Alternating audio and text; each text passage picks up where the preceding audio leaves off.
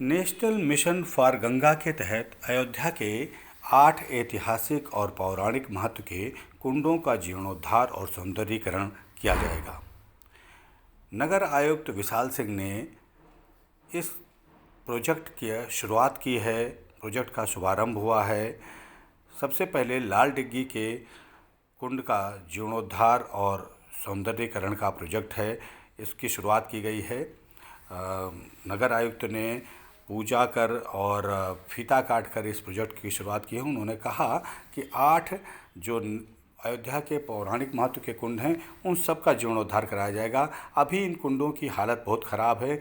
आसपास रहने वाली आबादी के लोग इन कुंडों में अपने सीवेज को भी डाल रहे हैं। इस वजह से ये सारे कुंड अपना ऐतिहासिक और पौराणिक धार्मिक महत्व खो चुके हैं। लेकिन अब नगर निगम ने तय किया है कि इस सारे कुंडों का जीर्णोद्धार और सौंदर्यीकरण कराया जाएगा। अयोध्या के कुल 8 महत्वपूर्ण कुंडों का जीर्णोद्धार करने का एक प्रोजेक्ट था, जो प्रोजेक्ट एनएमसीजी से फंडेड है, national mission for clean Ganga से। और आज के दिन में चूँकि बहुत सारे क्षेत्र में आपको पता है सीवर का सिस्टम अयोध्या में नहीं है और एसटीपी का कार्य भी अभी शुरू होना है और सीवर का लाइन भी पड़ रही है, बट उसमें समय लगना है।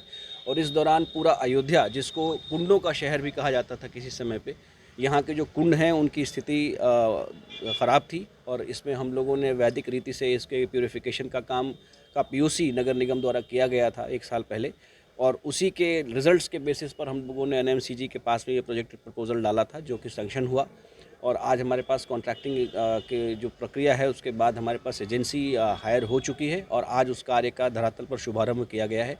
और आज इसका जो उद्देश्य है, मुख्य रूप से जो जल है यहाँ का और जलीय जीवन, जीव जंतु हैं, यहाँ की जो एक इकोलॉजी है, उसको प्रोटेक्ट करते हुए हम लोग यहाँ का जो शोधन करेंगे पानी का। इसमें कोई केमिकल का प्रयोग नहीं किया जाएगा। इसमें जो नॉर्मल बायोरेमेडिएशन की जो प्रक्रिया होती है उससे अलग हटकर हम लोग इसको यहाँ पर वैदिक रीति से इसका शोधन करेंगे, जो कि एक इन सीटू एसटीपी के रूप में देखा जा सकता है। और इसके साथ ही यहाँ पर विभिन्न घरों से और जगह से जो मल जल प्रवाहित होकर आता है, उसमें जो इनऑर्गेनिक कूड़ा होता है उसकी सीफिंग होगी, उसको हम जाली के माध्यम से हटाएंगे। और जो ऑर्गेनिक वेस्ट है उसका ट्रीटमेंट हम लोग यहाँ पे जो हमारे न्यू एल्गी बैक्टीरिया है या इस तरह की जो वैदिक रीति है उसके द्वारा करने का निर्णय है लिया गया है। और इसके साथ साथ इसके आसपास का जो क्षेत्र है, राजस्व का जो मैप है उसके अनुसार जो कब्जे वगैरह हैं या अवैध रूप से लोगों ने कुछ बना लिया है, उनको हटाते हुए पूरे राजस्व का क्षेत्रफल फ्री किया जाएगा और इस पर पब्लिक स्पेस डेवलप की जाएगी। और यहाँ वॉकिंग ट्रैक से लेकर के तरह तरह के जो इंस्टॉलेशंस हैं और चारों तरफ का जो क्षेत्र है उसको ब्यूटीफाई करने का कार्य किया जाएगा। और इसमें एक रिक्रिएशनल जोन की तरह इस स्थान को विकसित करेंगे।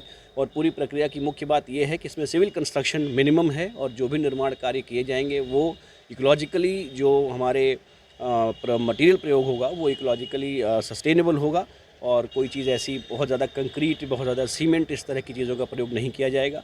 तो मुझे पूरा विश्वास है कि आने वाले समय में हम जल्दी ही दिसंबर माह के पूर्व अयोध्या के 8 महत्वपूर्ण बड़े कुंडों को, लगभग 22.5 हेक्टेयर के क्षेत्रफल के कुंडों को एक पब्लिक स्पेस के रूप में, एक आइडियल पब्लिक स्पेस के रूप में डेवलप कर पाएंगे, जहां लोग आ सकते हैं, बैठ सकते हैं और उनको जो तालाब है उसको अपना सकते हैं और इसके साथ जलीय जीव जंतुओं से जुड़ सकते हैं। बच्चों के लिए भी सीखने की एक स्थिति होगी और साथ ही साथ जो ओवरफ्लो के बाद इन्हीं